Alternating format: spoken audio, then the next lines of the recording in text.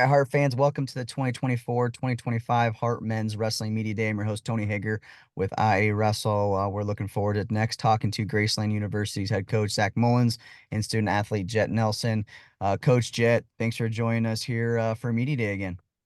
Yeah, it's our pleasure, Tony. Thanks for having us. Absolutely. Last year was an incredible season for your squad.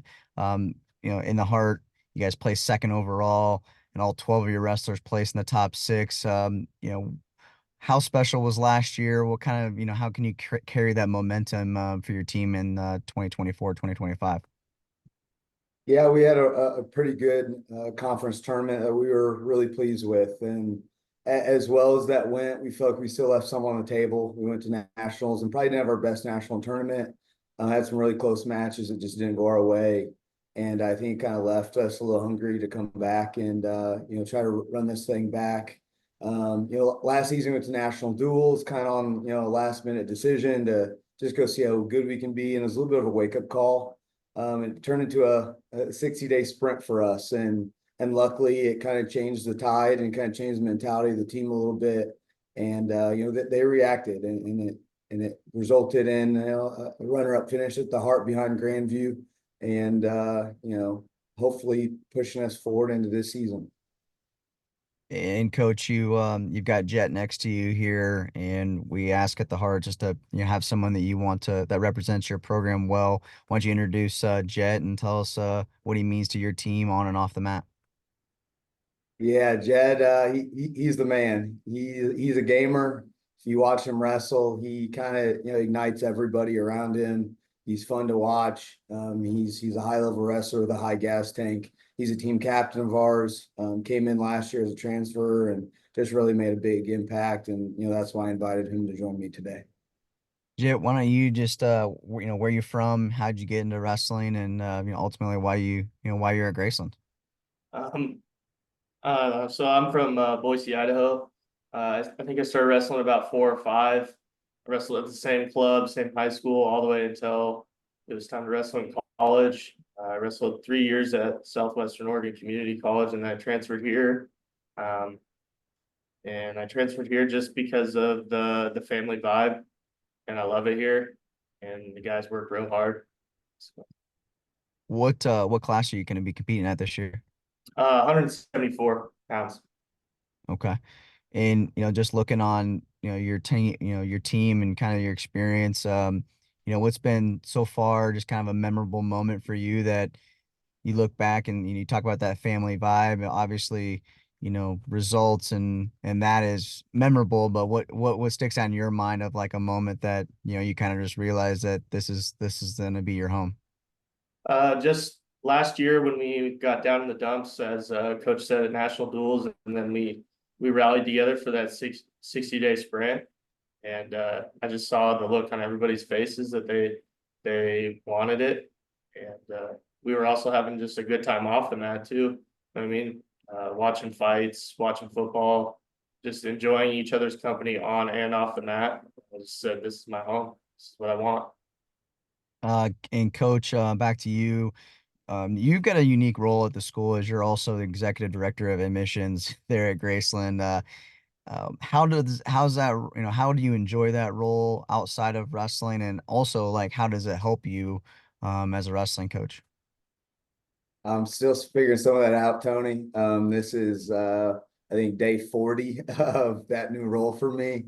So it's been a little bit of a roller coaster ride.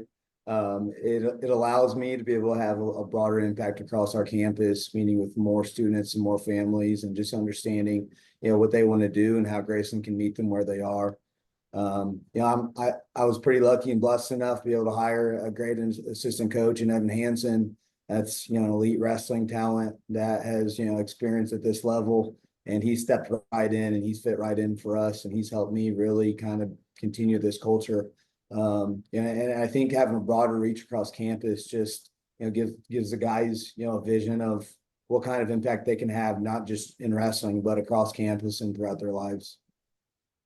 And coach, in interviewing you, you talk about family and just the culture and impacting lives, right? And I think that culmination of all that, your team was recognized at the Musco Team Sportsmanship Award last year for men's wrestling in the Heart.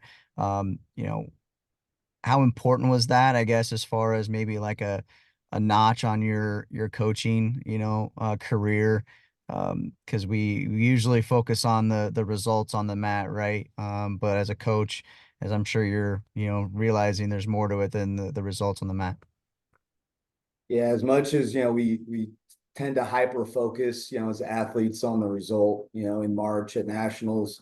At the end of the day, I decided a long time ago in my coaching career that's not how I wanted to be defined. That's not how I wanted to be remembered, and not the impact I wanted to have. I wanted guys to look back on their time here and think fondly of not just the wrestling and the wins, but really think about, man, that was the place I needed to be at that point in my life to get me to where I am now as a husband, as an employee, as a community member. So that's something that we've really emphasized. And the more I've grown and I've learned as a coach, the more I try to emphasize more leadership, just more life skills for these young men just trying to figure things out.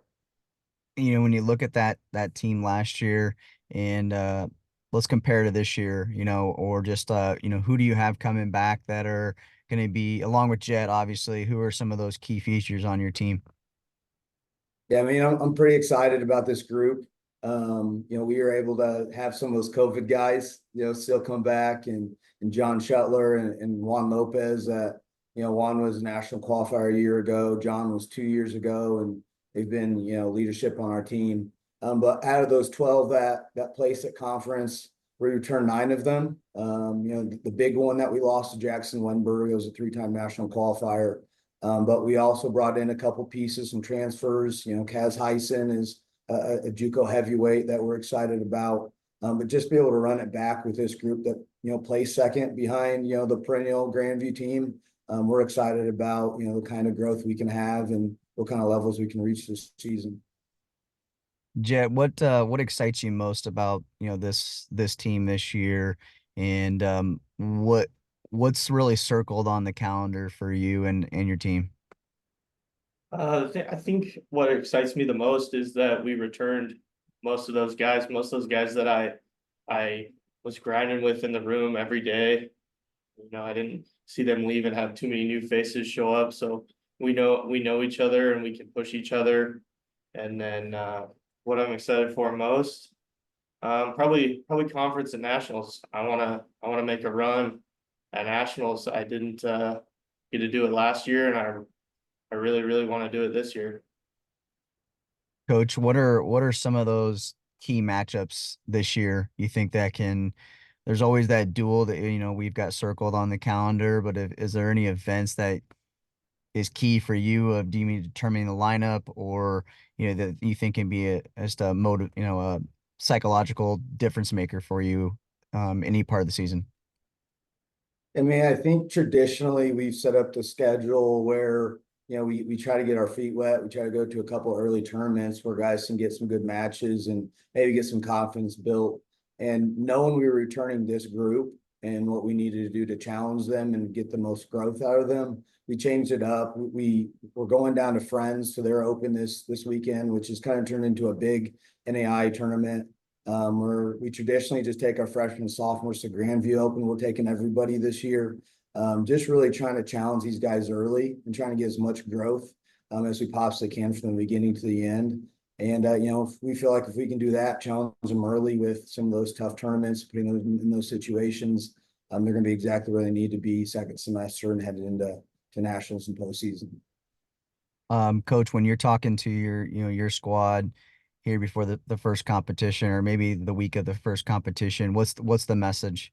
What's the message about the process? Yeah, I mean, especially with Coach Hansen coming in, I think, a 4-time national champion, everyone thought it'd be focused on, winning, winning, winning. And that's really what it really hasn't turned into that. It was actually the opposite. It was how good can we be? And, how can we kind of push ourselves a day in and day out? And that's been the messaging is let's not focus on the things that are going to help us win wrestling matches. Let's just focus on the things that's going to get us better.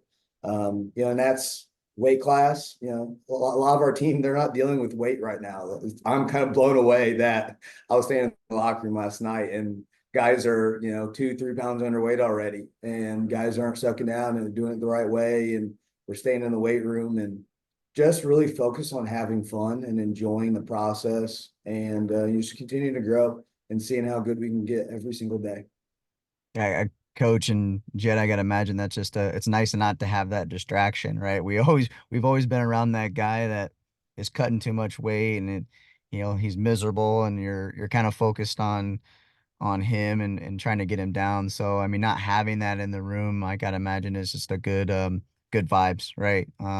And wrestling really has changed to where we're thinking more mentally about what that process looks like and what it does to not only ourselves but our competitors alongside us. So I wish you guys the best of luck. Thank you guys for joining us for Media Day, and we'll be following along at iWrestle. Awesome. Thanks, Tony. Thank you.